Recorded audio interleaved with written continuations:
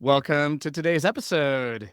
Today, we are going to be talking about how to do awesome things with PR and public relations. And we have a great guest today, Mickie Kennedy. Welcome to the show.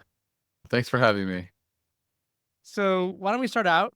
Give people a 1 or 2 minutes of context about who you are and what you do. Sure. My name is Mickie Kennedy. I started eReleases a little over 25 years ago. We were a matchmaking kind of service for PR where I had a database of journalists that I spent over a year putting together and just sent clients press releases to journalists and felt like it was a good fit.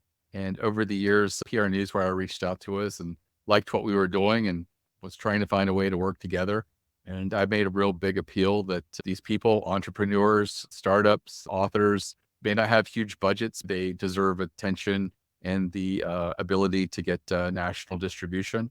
And they kept encouraging me to partner with them, and they give me a local distribution, like a city or state. And I really held out for a national distribution, and they eventually gave it to me. All press releases that go out through eReleases go out nationally over PR Newswire, but you don't have to pay $1,600, which you would if you went directly through PR Newswire. That's one of our great benefits is we're a huge cost savings of going through us as opposed to going directly to the Newswire.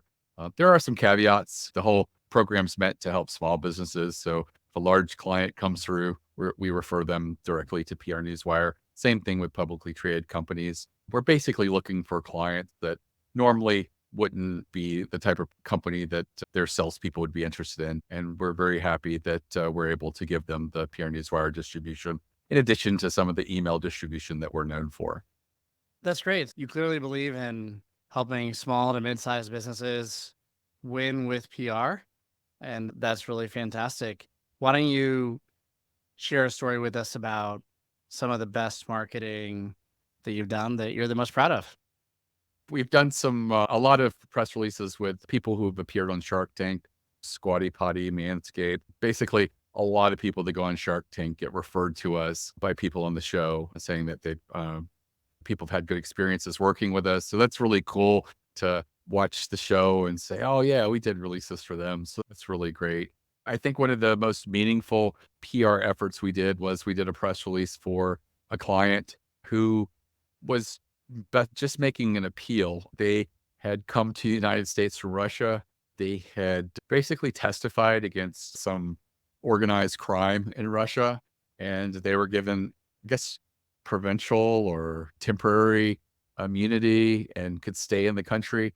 And I don't know, the politics in DC changed when there was a new leader in place, and all of a sudden they were told that they had to leave the country and were given a flight, including their actual seat number on a plane that would be touching down in Russia a little over a week from when they sent the release out.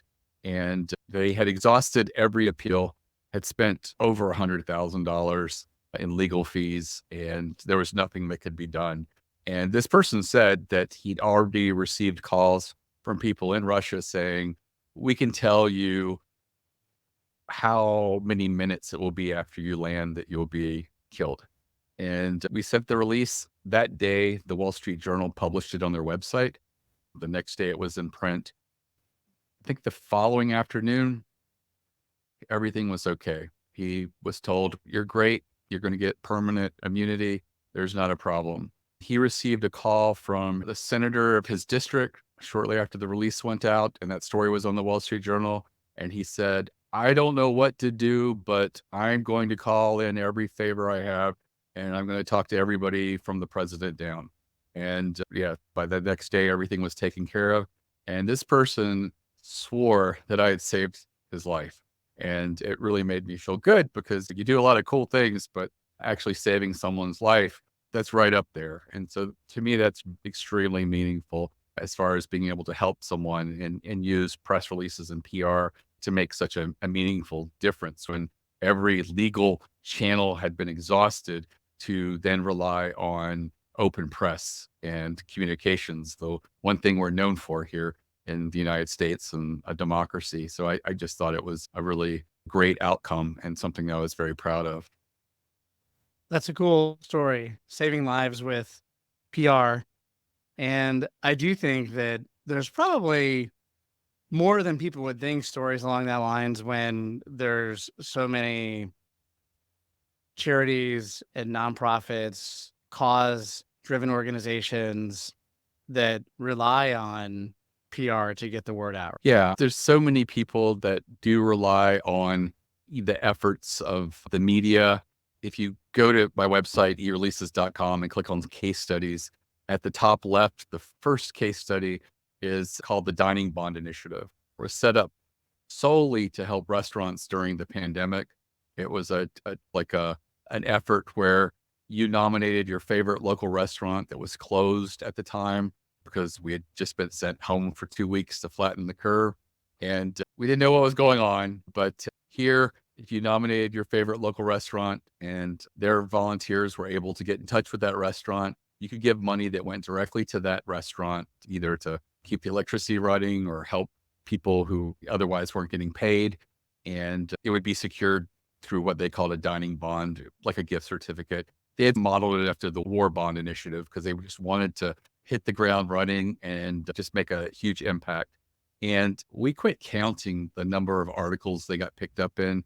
There were so many small newspapers across the US that had picked it up. It was well over 100 places picked it up, and yeah, raised over $10 million in revenue, and all by just hitting send and it going out over the wire. It got picked up in the Wall Street Journal, Harvard Business Review, Fox Business, CNN, Forbes, Reuters, Bloomberg, you name it, a lot of food publications.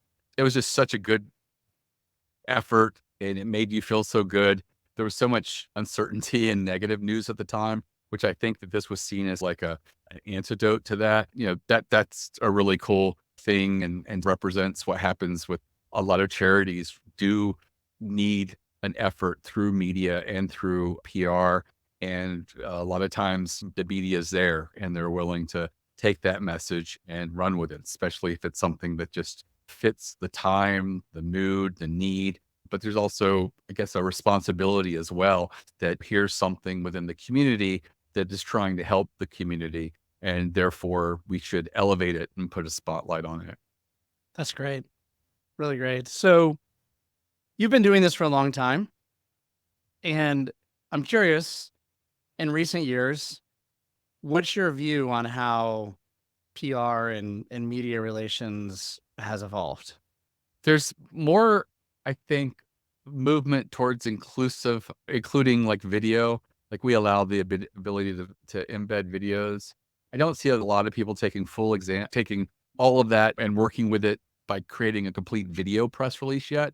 But I think that we're at a point where a press release could be no writing and potentially all video. But I do think that incorporating B-roll and some video footage is now something that I think that a lot more places are open to, because we are migrating from that.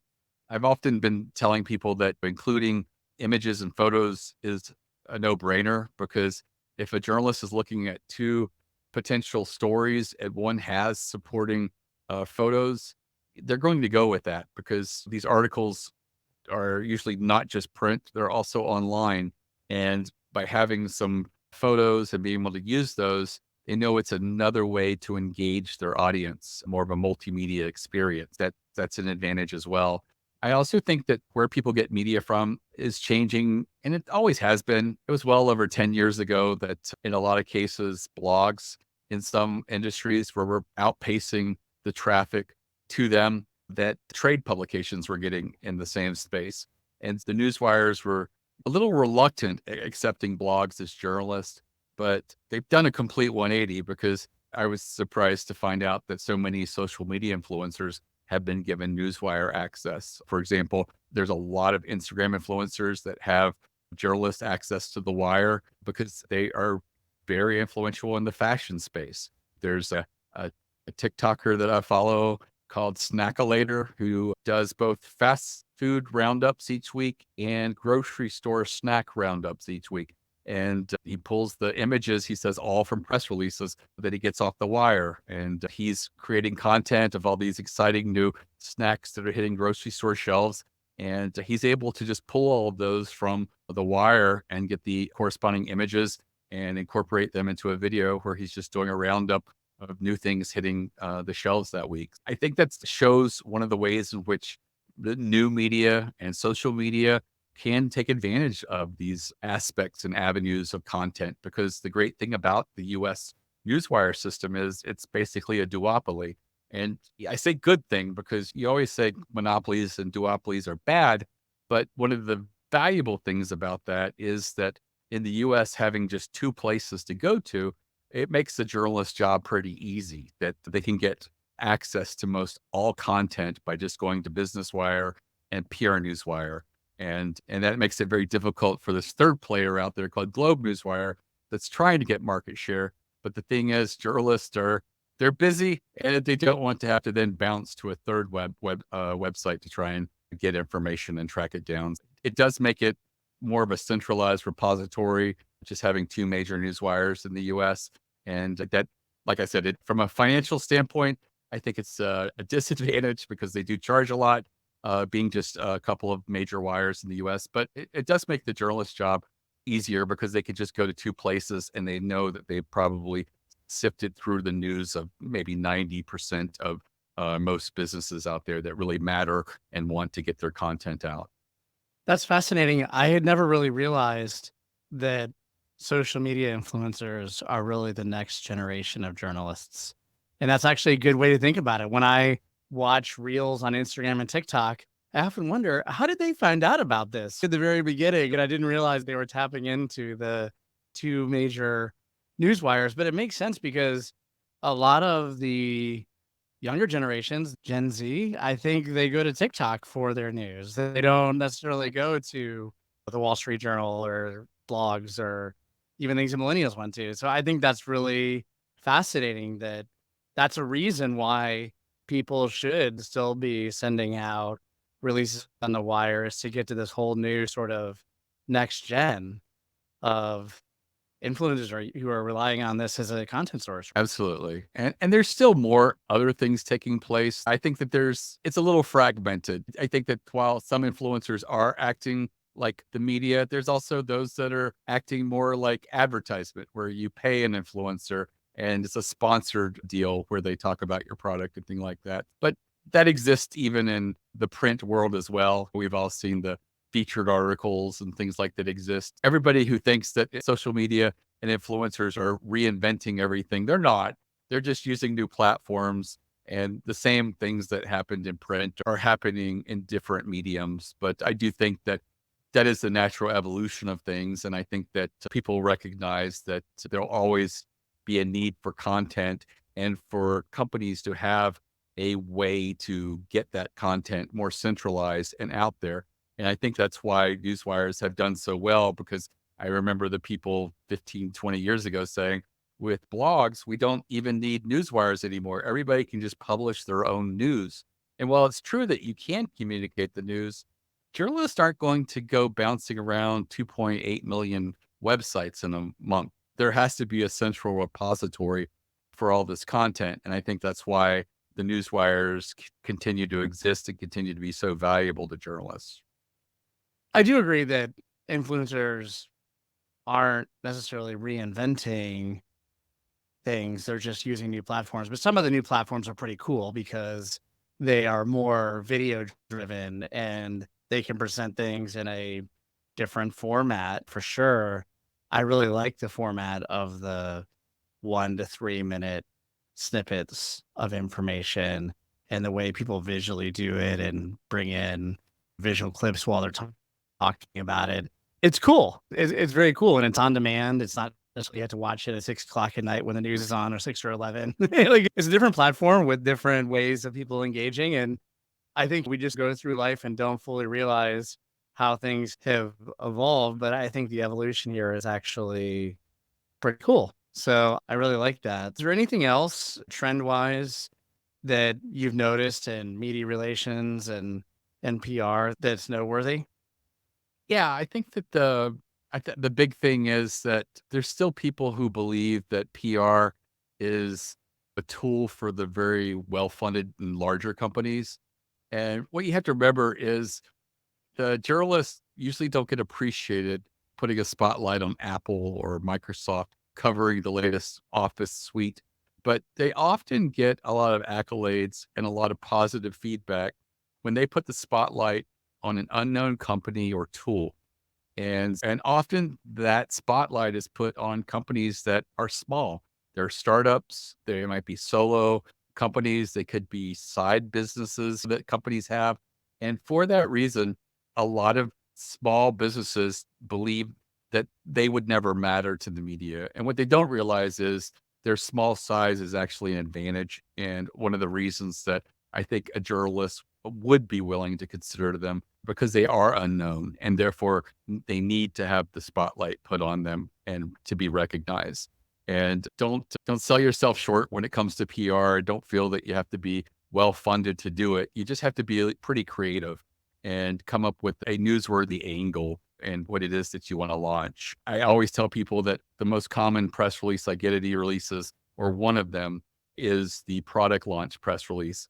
And you'd be surprised how many of them are just, here's the product and here's a list of features and here's a page to learn more and buy it. And what they fail to take into account is that journalists are storytellers and there's not a lot of story to be told there. And yet people push back and say, this product is important to us. And I'm like, that's true, but make it important, not to the journalist, but to the journalist audience. And how could you do that? And one of them is just putting a story in there, putting the elements for the journalist to tell a story. Journalists like a story arc, and they know that the readers and their audience, viewers, like a story arc. How do you take a product launch and make it more of a story arc? Put a use case in there. You didn't just create this product and release it to the world. You had people test it and try it out. Go back to them, survey them. What were their experiences? And take someone who had a great experience. If you have a logistics software solution, share someone who had a great outcome. And they're like, oh, we used to spend $2,500 per metric tons of stuff that we ship. And by using this software and getting us more efficient, we've reduced that 42%, which equals X amount of savings per load. And get a quote by them that really channels that excitement and that outcome. And all of a sudden that gives the journalist the ability to craft a story saying, here's a new product. Here's a company that had this obstacle. This was their experience using the product and this was their outcome. And now here's some additional features about that product. It fills out more of a story arc. And that's something that a journalist audience would be more likely to be engaged with. And that's their job as their gatekeepers, trying to figure out what's either going to entertain or educate and hopefully sometimes even delight their audience. And anything that you can add to your press release or draft your press release in a way that fulfills more of that, that you have a much higher likely threshold of them turning it into an article, which is the goal of a press release. We never want to see the press release just replicated on a bunch of websites and that's it. That's called syndication. It happens with everyone. What we're looking for is that journalist who then rewrites it into an article and shares it with their audience. And just work on that and just try to reverse engineer anything you can, not in a way that's best presenting for you, but puts yourself forward the best that you can while building elements in there that would make a journalist want to share it with their audience. I like it. Yeah, make it newsworthy. That's great advice. I'm curious, would you say that PR is a good way for small businesses to grow if they do it the right way? Absolutely. I always tell people that PR is one of those things that can really grow your brand. It can get you recognized. It can increase your conversions. It can actually drive sales and leads to you. But it's also a river that you can't necessarily control. So sometimes you get a couple of articles and it doesn't move the needle in sales, might really help your credibility in your industry. And sometimes you get those articles that do drive sales. And so you can't always cut the levers back and forth so that every article that you get is going to be a sales driver. But in aggregate, they all do help in boosting your credibility, because generally when people see articles about you, it acts as social proof or an implied endorsement when a journalist writes an article about you. And it is a huge authority builder. I had a client who is the least newsworthy business you could think of, is a local carpet company in Jersey. But using some of my tips and tricks, we were able to get about 20 articles that they were featured in. Most of them were trade publications, like carpet and floor trade publications, which their customers don't read. Those are other local carpet companies throughout the United States and maybe internationally who read those. But we had a goal. And what they did was they put that together in what they call a brag book. And to have these 20 plus clippings, it did include their local newspaper, and it included New Jersey Magazine, which were really important to their market.